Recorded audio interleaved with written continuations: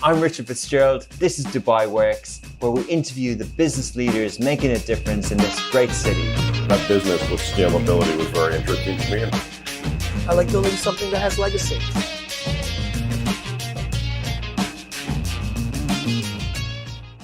This episode of Dubai Works is sponsored by STEP Conference 2023, the leading tech festival for emerging markets. The highly anticipated event will be returning to Dubai Internet City for its 11th edition on February 22nd and February 23rd, with a new retro-futuristic approach and experiences including one-on-one investor meetings, pitch competitions, workshops, keynotes, panels, debates, and so much more. Grab your tickets on www.dubai.stepconference.com.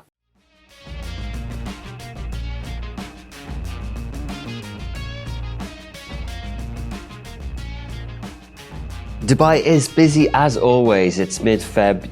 There's the UAE cycling tour. There's the ATP and the WTA tennis championships happening. It's full of everything. There's loads going on. There was Gulf food. There's also STEP Conference in its 11th year, and STEP Conference is really where Dubai Works meets its people. We're very into the Smashy business and our tech and our startups. We actually launched Smashy at STEP Conference in 2019, so it was great to be back for their 11th year. I really enjoyed the 2 days there. I bumped into a lot of people who were on the show before, people like Waleed Shahabi of Keeper, Anisha Oberoi of Secret Skin, and we had a live interview at the conference, and we're going to play that interview for you guys now. It's with an automotive company or a mobility company, so enjoy the conversation.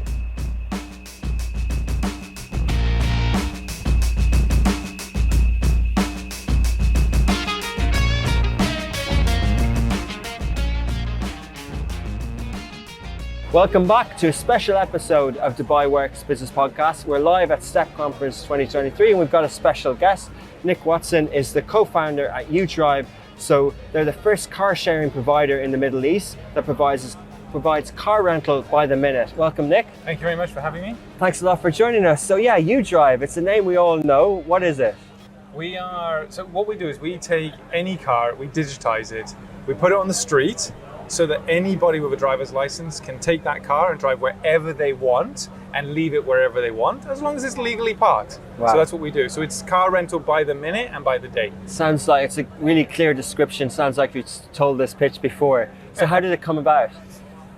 We used to run a normal car rental company, that old world approach where you go, you get the key manually, and then the person takes you around the car and walks you around. The problem with that model is you can't get lots of customers using the car because you need the physical humans to do the handover. So that model, we used to rent the car by the month and by the week. And even the application process wasn't instant. You'd have to do it a few days in advance, approvals. First you've got to find the car. You have to make lots of phone calls or go on the internet and find a car. And then when you choose the car, it's not the car you actually get.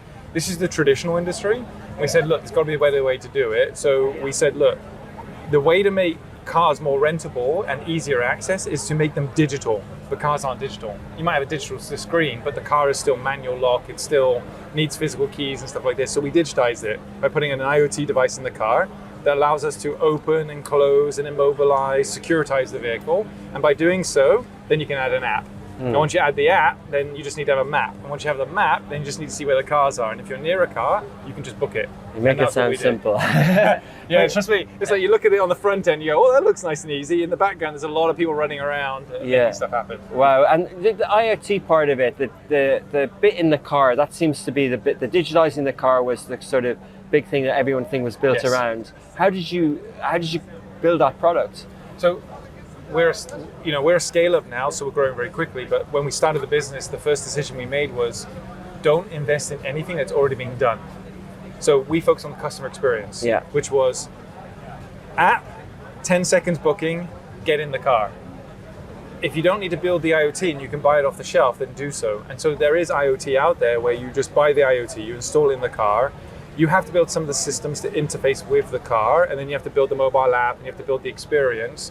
But it's not like anything you do as a startup. You only invest where you need to invest and you build your proof of concept. Because we ran a car rental company, it was easy because we had all the operational tooling. We just didn't have the digitization, and that's what we invested in. So we just bought off-the-shelf technology. Perfect. We leveraged that for a year or two. We started to learn what worked, what didn't work, and then you start customizing. Yeah. So we're at a point now where we can use any IoT technology that's out there.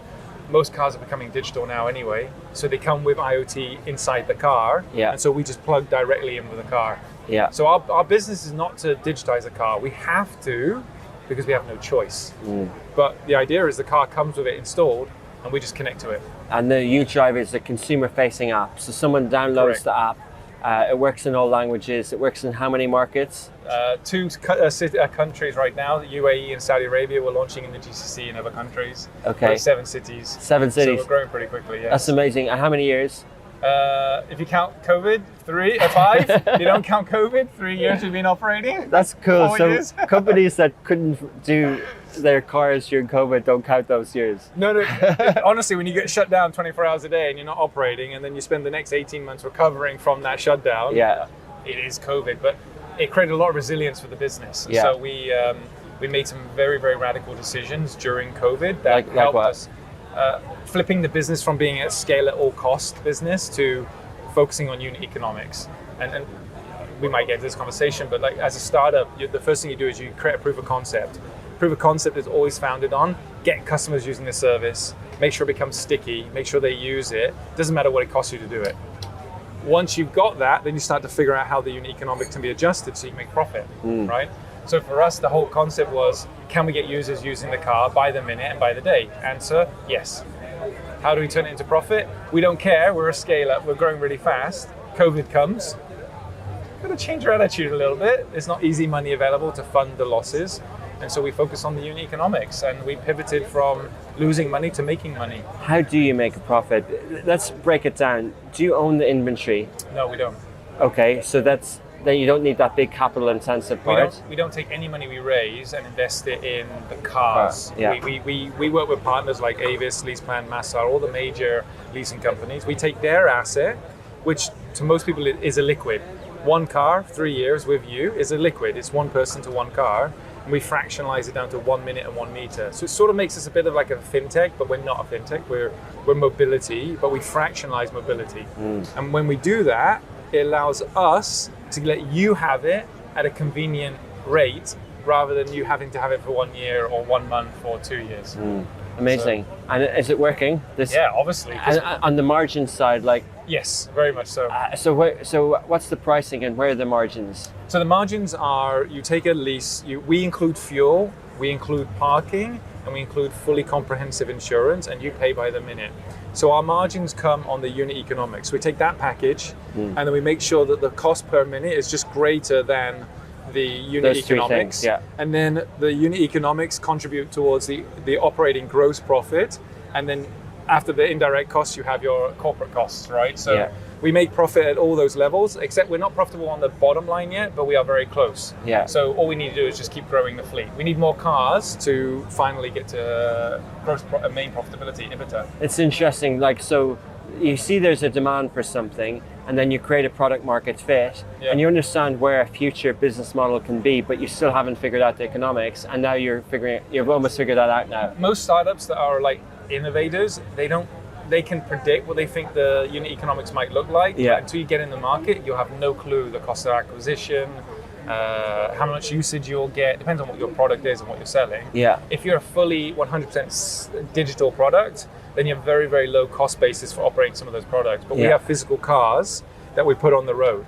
We put those cars on the road, we then acquire the customers for the cars. So we have like a period of time between putting the car on the road to it getting full utilization, or what we want as utilization. This also creates a barrier of entry for anybody coming into our space, because nobody wants to lose money in the beginning. We don't lose money anymore, especially in emerged markets, or what we call mature markets. Mature markets, yeah. So the thing is, for us, the more cars we put on the road, the more our customers have availability. So it's like going to a supermarket, you buy milk every day, and then you suddenly show up in 3 days, there's no more milk left. You stop going to the supermarket. That's the problem for Udrive. We have so many customers and not enough cars. Yeah. So we're trying to grow really, really quickly right now. So we're doing about 10% growth a month at the moment. Growth is measured in what way? Number of cars on the road, and number of customers, and revenue increase. Okay, wow. And so the 7 cities, talk to me a little bit about that. have to do market entry city by city, or is some of this organic? So, Do people kind of, yeah. you know, I think in the end, the definition of mobility for our industry, it's all organic. It's that how forced do you want to grow? So, for example, if you go into a city like Riyadh, which has 7.5 million population, you can put 200 cars on the road and not make a dent in the need for mobility. And then you can add 1,000 cars and you not make a dent. You make a small dent, but not a big dent. Then you can add 10,000 cars, you're really becoming substantial in that market. So for us, everything's organic because we're taking the exact product we built in the UAE and we're transporting it to each new country and each new city, but we're doing it in different ways. We might do it by the minute, we might do it by the day, we might do it by the week or whatever. Now we don't do it at the moment, but we just do daily and per minute. Yeah. And so organic for us is taking the exact product, just putting it there and then expanding slowly over time. Okay. And going back to sort of, say, your background and the company you were doing before, how did that transition look like from the rental company? Did you just change the name? So yeah, the name was changed because it was Amex Rent-A-Car, and we changed to Udrive because we wanted to be so obvious what we are that the name told the story. And yeah, it sounds like other people have used it, but it's you drive. You are driving for now until the cars drive themselves. But the reality is our tagline is you drive, we take care of the rest. So you go on the app, you book it, you get in the car, you don't need to fuel it, it's already fueled. If you go to the gas station, you stop, the car refuels, it's on us, you just drive off, we give you free money for filling the car. We pay you to fill the car. In what way? We give you free credits on your account. It goes towards a trip. And it's not for the next trip, it's for that trip. Yeah, because you need someone to fill your car, so this is the way you incentivize it. And the main reason was, apart from the cars being fueled all the time, we don't know how long you're going to drive for. You might drive for 1 minute, you might drive for 2 days. So you're going to run out of fuel. And we don't want the experience for you to be, get your credit card out, pay, then try to recover the funding from us. We just put VIP chips on all the cars. And then when you park the car, if you're a tourist or a resident and you don't know the infrastructure for parking, the car pays for parking itself. Okay. It's all automated. Wow. And who uses Udrive? Middle to lower income is our core audience, tourists, and what we call transients, which are people that are not here long enough to want to buy a car or lease a car, or they don't want a car all the time, which is a lot of people nowadays because work from home and stuff like this. So we obviously we have some wealthy people using the service as backup cars for their families and stuff, but majority of the audience is your average normal worker that, like us, that are in the market, that need an extra car for the weekend or need a bigger car for the weekend. 85% of our usage is residents. Okay, interesting. Yeah, so we have a problem. We have customers fighting over the cars because the tourists don't get up early enough in the morning to get the cars from the residents. Okay. So anybody uses them for work and stuff. Yeah, that's interesting about the different behavior in a tourist city, you know. We try to put the cars near the hotels, but there's not a hotel that I know in Dubai that isn't close to a residential district. Yeah. So you just have people walking across the street. Okay. We have this issue in the Greens and T-Com, for example. People are walking from T-Com over into the Greens to take the cars from the people in the Greens. Okay, really? Yeah. So when they get up in the morning, they look on the map where the car is and they walk to it. Yes. And you say place the cars. At some point, do you have a team who goes out and moves them back? Yeah, we have two types of teams. We have a fleet team which clean the cars, rebalance, refuel them, move the cars whenever needed. And then we have an emergency response team where if the car breaks down, we come to you within 15 minutes. Nobody knows this. We don't try to sell it because we don't want it to oversell. But we will bring in a replacement car straight away to your car. You'll get in that car, you'll drive off, and we'll take the broken down car away. Okay. And if you get into an accident, we're there with you and the police. We even call the police for you on money car. That's really good. Yeah, so like literally you drive, we take care of the rest. A good tagline. That's actually reassuring because the accident part, obviously we don't want anyone to get hurt, but one of the painful parts of accidents is that little bump of having to deal with all the admin and am I insured, who do I call, what are the police going to do to me, all that sort of stuff in terms of black points and all that. But yeah, so you take care of the rest. So, and also Nick, so in terms of product and what Udrive does, what inventory, like is the cars that are on the app, do you see, are people wanting the cool car? Are people wanting the different model, or is it more utility based? You literally just said it. You have two types of audience. You have we don't care as long as it has wheels and air conditioning. Okay. That's a majority of the camp. Yeah. And then you have the experiential one. So we have Nissan Sunnies. Like the test drive people are just want to...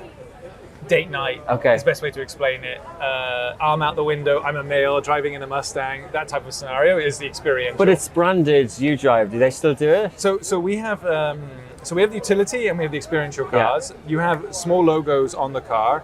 We have two types of car in Dubai. One is the one that comes under the RTA, and then one is that doesn't come under the RTA. So our daily rentals are all no logos on the side of the car. It's clean. You wouldn't know that it was a UDrive car, other than a small sticker on the window or the bumper. Okay. The per minute cars, the ones you rent by the minute in Dubai, we're required to put the UDrive logo big on the door and the RTA logo on the door. That's for 200 cars. So we have 200 cars out of the 700 we have in Dubai are on per minute. The rest are daily. Most usage on the daily cars, not the per minute. So the daily or the non-branded, there's most of your cars. And I was going to ask about product. They're the kind of two offerings that you have in market. Yeah, so across both those fleet, per minute and daily. So we have Mustangs on the per minute fleet. We have Dodge Chargers on the daily fleet. Okay. We have Pajeros. We have Teslas. We have these new super cute cars that we will have another conversation about coming that are a little bit specific for certain audiences. Okay. We have a lot of cool stuff coming online. We have quite a few key investors in UDrive that are economic drivers to Dubai and the UAE. One being the Dubai government directly themselves. And so we're launching a bunch of fleets that are servicing audiences like entrepreneurs and SMEs very shortly. Interesting. So that's going to become quite exciting too. Cool. So there's innovation, there's still product launches and things like that. You know, you kind of touched on a few things in those last few answers about regulation. How has that worked, and how have you navigated it, and where are we today? Okay. So car sharing, if you look at the core of it, is basically car rental. But it's sort of like what Airbnb did, where it digitized your own apartment. Yeah. We're not allowed to take your car and digitize it and rent it to someone else, because you're not a rent-a-car agency. So you are not allowed to generate income on your car. You're allowed to generate income on your property, but not on a car. For now, the regulation doesn't allow it in the UAE. In Saudi, you can. So the business of UDrive at the moment is to take your existing asset, our existing assets, and assets other people own that have the ability to generate income and digitize it. For us at the moment, we're prioritizing leasing companies who have the rights to do that, and we're focusing on meeting the legal requirements of the regulators in this country. So, for example, in Dubai, rental car companies are not allowed to rent the car more than one time per day, basically what we call daily rental. Okay. If you do less than daily rental, let's say you want to rent it 5 times in a day, you need to have a special license, which UDrive and eCar have, which allows us to rent as many times as we want, basically. They call it hourly car sharing. Yeah. So we can rent the car 10 times a day, 5 times, or one day, whatever we want. So under that, we work with the regulator to have 200 cars each that allow us to rent by the minute. And then we have the cars that are daily rental. Yeah. So each country has their own rules. Each country has their own approach. In all the markets we operate right now, we are considered a rental car company. In the Dubai, we specifically are a rental car company, has a special license to operate multiple rentals per car per day. Yeah. On the per minute license. Okay. So our future approach to regulators is work within the boundaries. We learned the lesson in 2016 when we launched originally that you shouldn't go up against the regulator too quickly, and you should work with them as much as possible, which we have done, and we've created a really nice ecosystem from doing so. And yeah, with that experience, you know, in each market you can be a little bit flexible with what you enter with. Yeah, I mean, look, you can either break the rules and then pay the price, or you can play in the rules and then work with them to adjust the rules accordingly.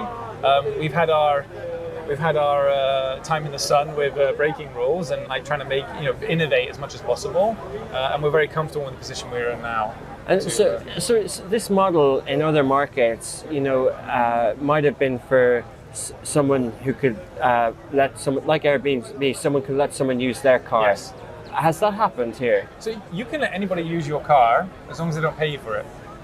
So that's allowed. You drive your friends around, they can use your car as long as they're allowed to drive and stuff. But why can't I do that with the UDrive app, or can I? You can't, because the regulation doesn't allow it. Yeah. So the regulation says that paid. individuals are not allowed to generate an income. I mean, I don't know the full details, but you're not allowed to make money from your own car. And there's a couple of reasons for it. One, you need an economic license to generate revenue from an asset. Yeah.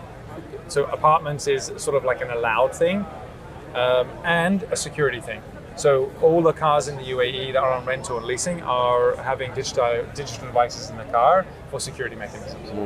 But even the property, that's regulated because they know who the tenant is. Correct. But with Airbnb, there's an extra license you need to get. Correct. For that. And that again is for economic reasons and for security reasons as well. Yeah, and a lot of it is, and I guess that's why it's so safe. I'm not just using compliments or whatever, but you understand some things after a while. But so do you envisage, like, because a lot of the pitch for the kind of Airbnb model is incremental, is sharing economy, is incremental revenue. In this region, people obviously don't use their cars 365, right? They travel, they spend summers in different places. Do you think that we will be able to put our cars with the regulation change? I think it will eventually come. I think in this market right now, you have two things you need to look at. One, regulation, and two, mindset. So the reality is a lot of people, while they get excited about the idea of making money on their car, convenience trumps money. So if you want to rent your car out to someone else and you're using it in the peak hours, well, who's going to use it in the non-peak hours? Probably nobody. So then you're not going to generate any income. So then it's going to be a failed attempt for you to generate income. If you do want to make money out of the car, then you have to give up your own mobility. And this is a second car. So the question becomes, well, hang on, how am I going to get to work if I rent it out to someone else? And so for us, we're like, look, customers are not ready in this market to rent their own cars out. I think there will be a couple that would, but I don't think it's a highly scalable business right now. For us to get 1,000 cars, I can go to 3 suppliers and get 300 cars each. I don't want to worry about convincing 1,000 people to give up 1 car each. It's a lot of work, and it doesn't mean we don't believe in that space. We really believe in the democratizing income on your own assets, but the reality is that it's a lot of work to convince 1,000 people to give us 1,000 cars. And then the things that happen to a car when it becomes a rental car are different than when you're a normal user. So it's sometimes better just to do it on a long-term basis. You rent your car out for 1 month, but that leaves the problem. How are you going to be mobile? Right. And if you're gone during the summer, that's great. Rent someone else's car. So everybody else is gone during the drive. summer as well. So like, then is the marketplace going to be viable for you to generate income? But is that working in other markets? It works in other markets, but then you don't have huge volumes of influx of people moving in and out of the country, right? And also in the other markets, a lot of the people that are going on the P2P platforms, they're not necessarily using their car. They're buying a separate car just for this purpose. That leads to the problem of you're buying a separate car to generate income on it, but you're not allowed to generate income on a car. So the regulation stops you from doing so. Fair enough. Okay, I get it. So you talked about learning the unit economics of your business. How did that change in the valuations of the company and investment appetite for this type of business over the years, especially with COVID? Did you what stage are you at now, and how has that evolved? So we were self-funded up until COVID, literally. We had to deal with COVID, and then we raised money during COVID. Let's call it survival capital. And then we raised more money, which let's call it a growing capital. And then we did our Series A, which was closed in 2021, which involved, we have a couple of unicorn founders in Udrive from big unicorns in the region. We have the Dubai government, we have 2 automotive families, and we have a pension fund. So we don't have any VCs. Wow. So there are not many startups that have this story. We're a bit disappointed we don't have a VC, but I think, in the end, when we went to get the money from the VCs, the market was so poor during COVID that it was very hard for anybody to deploy any capital. So it's fine, it is what it is. But we found money in the private market, especially among automotive groups who their businesses had stopped as well. And they could just see our business turn back online within a day after COVID, after the 24-hour sanitization. We came back online and our business came flying straight back. And their business was still flatlined. So they could see that there's a lot of resilience in the opportunity. But what changed the perception towards the brand, at least from an investor point, was losing money on every trip and then making money on every trip. And then that money contributing to your operation. Well, you see, mindset had changed on the investors. They were willing to fund anything that was losing money as long as it had growth. But as soon as COVID came, and their assets become valued less, and nobody knew if the world was going to come back to life or anything, everybody's like very careful about where they're going to deploy their capital. So all we did was we refocused on the unit economics, and we switched the audience of cars that we wanted on the platform. So we removed all our BMWs, all our Mercedes, not because we don't love the car, but because we didn't know if people would pay for it post-COVID. And it just happens that when we came back alive, we had all economic vehicles. Yeah, right. And that's what everybody wanted, and that's what was in demand, and that's what helped us. And that was 2021. How is the regional VC market? How is it today? I think the VC market here obviously had a nice upward trajectory during 2021 and 2022, and then the capital markets have reduced a little bit, so the market's a bit subdued. We don't fit into your standard mold, because while we might have like a fintech angle, which is we take any asset, we digitize it and we let you have it by the minute, we're not, we're mobility. Yeah. And mobility is an infrastructure play. Yeah. So it's like it's a big barrier of entry for new entrants, which is good for us. Yeah. Gives us a very big moat, because even the incumbents are not in our space. But the reality is the hot topic is fintech and SaaS. And so as we don't fit 100% in that mold, we're not going to get the VCs. We're going to get the family groups who really understand infrastructure plays, like a mobility company or rental car company that has a very good margin and route to profitability. That's interesting. You call it a hot areas. While there may be hot areas, isn't it a sign that there still is room for maturity and depth in venture capital? Because in maturing VC markets in the US, there might be hot topics, but there's still funds for all the different sectors. 100%. And here we don't have it. Like, we're in media and there aren't any funds for media. But we can have a few drinks over this conversation later. Like, the reality is, in the Middle East, you have a maturing VC ecosystem, which is awesome, right? You have seed or series, pre-seed, you have seed, and Series A.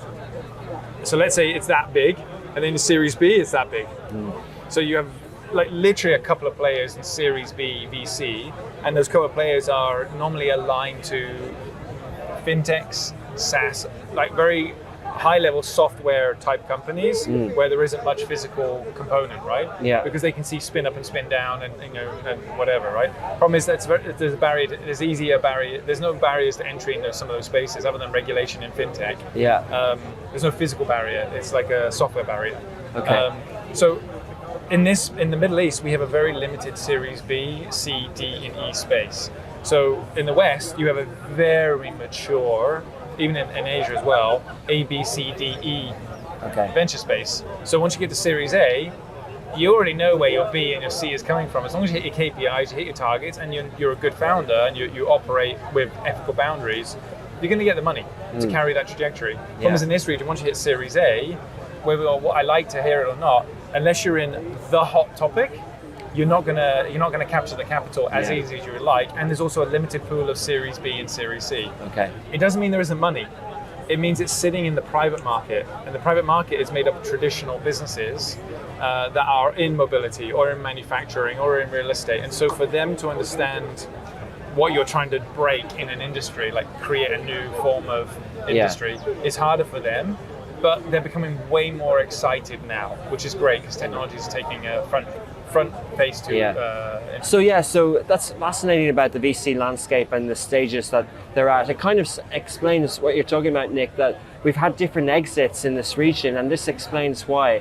It's not that the IPO markets isn't there. It's actually that the journey to it isn't there. Correct. And we see different types of acquisitions and different types of exits, and it kind of does depend on what your makeup is at the moment versus where you can go. But the question I kind of have is around, you're saying about what investors are interested in, but one of the trends is the super app idea, right? And we've had successful ones, Kareem in the region. Are you ever worried about someone who's got the sort of experience in the consumer offering what you do that becomes the disruptor to what you do? So I'll break it into two parts. Am I worried about a big boy coming in and trying to create operations like we do? No, because we know what it's like. And it took us a few years to figure out how to operate. So operating on the ground creates a huge barrier to entry to almost every business here in the region. You have to be mentally willing to do it. And once you get past that, then yes, you can create scale, which is what we're doing. And then you have the marketplace is offering other product that might compete with us, and or newer innovative products better than what we offer. Well, this is down to how good we are as a company, not just operations, but how much do we innovate our product. So if somebody else comes in and offers a better product than we do, we deserve to be wiped out. But the whole idea is not to be wiped out, it's to keep innovating and building our better product. So this is what we're doing. But we also know our place in the region. We're not going to go and try and become a mega super app like Kareem, because our core focus is mobility. Our core focus is letting you move your body from one place to another, or move goods from one place to another, whatever that is, but you're the one controlling the actions of the vehicle, right? They kind of do that too, a bit. They do it in the car, they do it in bicycles and any other like mobility form. They don't do it in cars. They have, obviously, have a marketplace, so they have other companies on that marketplace that offer long-term rental. But when you go from long-term rental down to 1 minute rental, you move from being an aggregator, which is basically just a marketplace, to an operator. Yeah. There is a huge difference between Kareem doing Toyota Lexuses and stuff like this to drive you around, limousine service, to Kareem bikes, where they have to rebalance the bikes and do all that. It's operational, right? Yeah. And so when you become an operational business, there is a barrier to entry, right? If you're just a marketplace, the barrier to entry technically is your business partnerships and your ability to make a really good website that has good SEO and it can attract free eyeballs, or you're just awesome at paid advertising. Marketplaces are competing at this level. We don't compete. We don't do any paid advertising in the UAE. It's a good way of thinking about it. We have over 12 to 13,000 customers registering every month, and it's all free. Yeah. Because it's a viral product. When you can rent a car in 10 seconds and you can drive wherever you want, the customers talk for themselves. All we need to do is make sure the cars are in the right place, they're clean, they're safe, and then it takes care of itself. And do you have a COO to do all that, or how we have. So do you see yourself as an operation? It was founders only. Yeah. Now we have a fully stacked team. We have a head of operations, we have a head of marketing, we have a head of product, head of development. So we have everything now. We're becoming a real company. A head of marketing who can't spend any money. Do they like their job? Oh yeah, no. They are. When they say I want to spend money in the UAE, we're like, you don't need to. We're already giving the customers. Focus on new markets. Yeah. So prioritizing where we target the customers. The one thing about our product is you only market where the cars are. You don't need to market overall, because there's no point in attracting a customer who's 10 kilometers away from a car. They're not going to take a 10-kilometer trip to rent a car for a 10-minute journey or a half an hour or an hour journey. So this is good for us because we can actually focus our energy only where the cars are. Okay, so we talked a little bit about GCC, and I usually leave this for the end, but you know, if you're entering into, say, North Africa or other places in the region that the economics are different, how do you view those opportunities? Anywhere you have cars, you can operate. Okay. Anywhere you have car rental, you can operate. Anywhere you have leasing, you can operate. So it doesn't matter what market we go into. Which business model we use in that market is what dictates the growth or the approach into the market. So in Dubai, the largest volume of trips right now for us, or even in the UAE, is daily rental. Because it's so much cheaper to rent a car for the day on the street and drive it yourself if you have a license than it is to take a taxi. So if you go from Marina to Deira, for example, and back in a Udrive, it will cost you 100 dirhams. Okay. And you have the car for the day. So you can go to the supermarket and you have loads of flexibility. If you did it in a taxi, it would be 150, 160 dirhams. Yeah. And an Uber would obviously be more price. So yeah, definitely it makes sense for someone looking at those prices, like you said, the category of people that use your app. In terms of the partnerships that you have, how are they evolving? Like, you know, the incumbents, car owners, and you know, how are they innovating? How are they working with partners like Udrive? I think the key to looking at the mobility space is on the self-drive, where you drive the car yourself. You have the traditional industry, incumbents, and then you have new forms of mobility. We're very fortunate that we're not trying to destroy any incumbents. We're not like, fintech say it, we're going to kill banks, right? We're not trying to kill these people because they own the assets. So we want them to own the assets and we want to use them. And for them, that's revenue because they get guaranteed fixed income from us, and then we sub-rent it to customers by the minute and the day, right?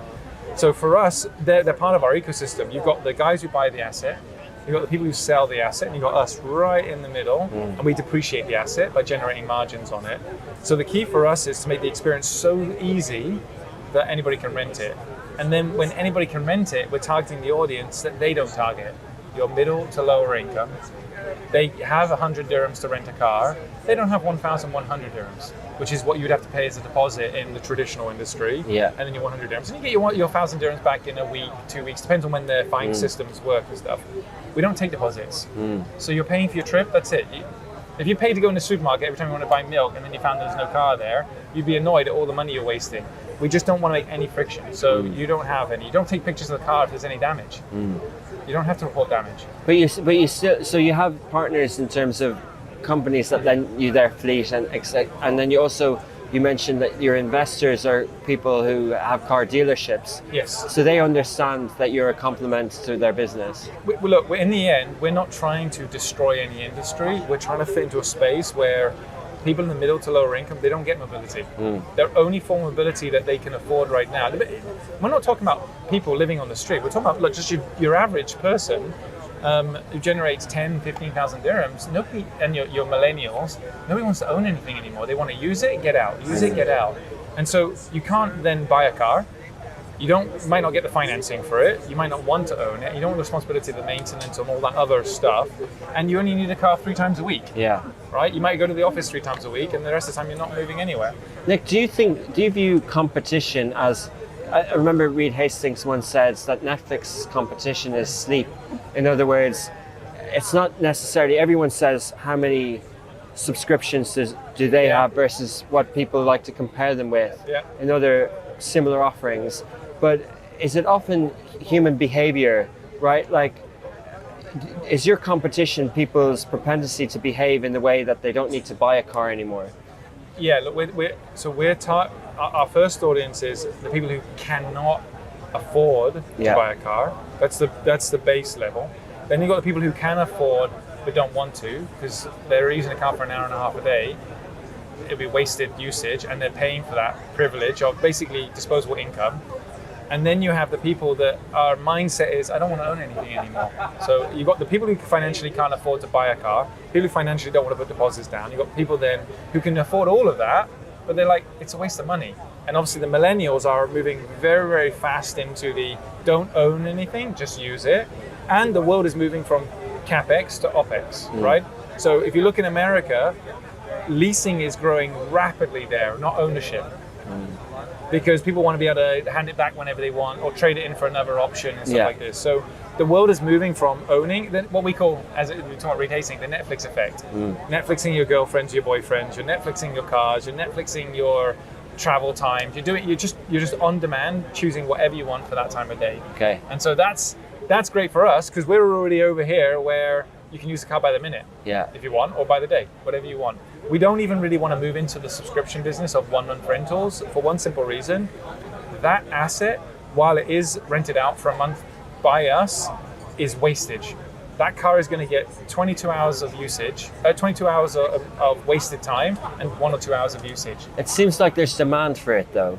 There is demand for it, but there's more demand. We did 38,000 rentals in January of 850 cars. Okay. So that, and remember, a large that's portion. huge multiple. We probably are, by number of rentals, the largest car rental company in the Middle East. How, do you have a ratio? Do you say 800 into 38? Yeah, so basically what you do is you take your per minute cars and you take your daily car. The daily car can be rented 1 time per day. Yeah.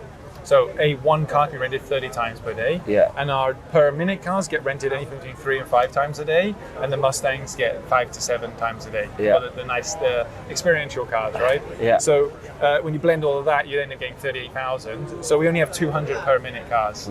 So they're doing 3 to 4 rentals a day. And then the daily cars are doing 1 rental a day. Okay, wow, interesting. Yeah. It makes sense. So Saudi Arabia, so in the rest of the region, 2023, alhamdulillah, the pandemic's behind us. Is it all upwards now? It's been upwards since we were not locked in our houses anymore. So the day we came back after COVID, we still had the same, customers were still here, but mobility had completely changed. A lot of the mindset was, I don't want to be in the same car as another person. So driving yourself was good. So that was beneficial to us. We were cleaning the cars all the time anyway. And then over time, people have become very sensitive, especially because if they work from home, to their cars sitting in the basement more. If you're now in one of those companies, which is a large amount, where you got half time in the office and half time at home, then your car is wasting more time in the garage, and so we were selling them. I have a couple of friends who I thought would never use a service that have basically got rid of their cars because they live in Marina, and there's always a Udrive available in the Marina. So you've definitely seen people who are selling their cars, and even if, yes, the what's the word, low affluency or whatever, that people who could afford a car are using Udrive every day or when they need it. Yeah. So like, in the end, I can't tell you which. Do you use the Udrive? I do use Udrive, but I try not to because the area I'm into is a peak area. Okay. So if I use the car, your company makes more money if you pay more. But the customers are using it, and so the problem is when you have to think it from my altruistic, visionary person. Like, if I use that car, one of my customers can't use it. Yeah. So then I have a customer who goes uses another service. Yeah. Whether it's e-car or Kareem, whatever. So I want them using my service. Yeah. So I'd rather take the hit on using something else than taking my customer off the platform. And we have very high utilization from individual customers, very good lifetime value, and multiple usage by the customers. So talking about the peak areas and things like that, and, I had a question here from before, the role of technology in promoting a circular economy in urban areas. Like how do you view that? So look, in the end, you have people living in one area that need to go to another area. We're not allowed freelancers yet in this region, or at least in the UAE. So we hire all our team to clean the cars, but we would hire people in that community to clean, move the cars, and fuel them. But as we're not allowed to just hire you, say, hey, go fuel this car 50 dirhams. You would go do it, right? It's better than me hiring a dude that drives around and does all that, but we're not allowed to do that yet. But we do want to get to, this is the circular economy side, we want to get to a point where communities are fulfilling the needs of the cars themselves, so we don't have to have those resources internally, but then we achieve our end goal, which is cleanliness and refueling, more on demand, and you can have access to the vehicle whenever you want and use it however you want. And then when it comes to the industry economy, you have the people who buy the asset, the people who use the asset, and then the people who dispose of the asset. So we sit right in the middle. We want the asset owner, which at the moment is only leasing and rental car companies, to have someone that can pay them the money for it, depreciate the asset as quickly as possible, and then put it into disposal, which normally means putting it into a new life, exporting it to a new market or another market that doesn't want to buy the premium price, they want to buy the residual price, like Africa and Middle Eastern markets like Iraq and stuff. Okay, last question, Nick. If you could choose a region to be in the world or emerging market, where would it be? We're right in it right now. So you're, great. Yeah, the bottom line is this market has a very exciting upward trend, faster than almost any Western market. It has a lot of digitization coming online. You have Saudi, which is absolutely just going amazing at the moment. And then you have people who are already here, and then you just have the influx of people coming. And this influx is an awesome market because they are, temporarily they're tourists, but eventually they become residents. And it's not like 20 years ago, people were like here for 1 or 2 years. No, it's changed. People aren't leaving, huh? They're coming here and they're staying. Yeah. Or they're going away and going, I might actually come back. Yeah. And then they do, and they don't leave. Like me, I'm here 20 years. Amazing. I'm going to say I was very loyal from the very beginning, and like everybody else who's coming in now are like, the fresh ones. So, brilliant. It was a pleasure talking to you this morning live at STEP Conference. Thanks very much for telling us more about Udrive. Thank you for having me. Thanks a lot. Cheers.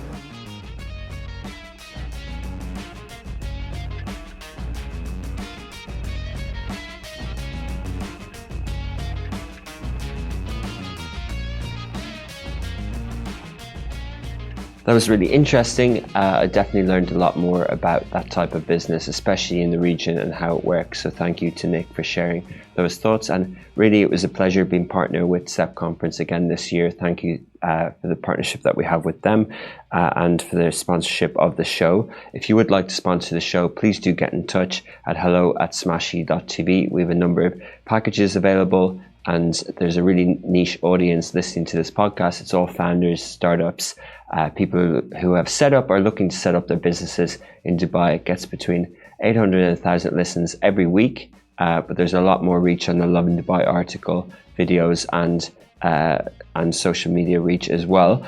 Thank you, as always, to everyone behind the scenes who helped put this show together. Ali K and Ali B in the studio, editing, remixing, audio, music, video, everything. And Shahir, our producer, who was running around Step Conference so much on the first day that he got sick, but he was getting together so many different videos and interviews. So thank you to Shahir for that. And thank you again to Step Conference. We'll be back next week with another episode.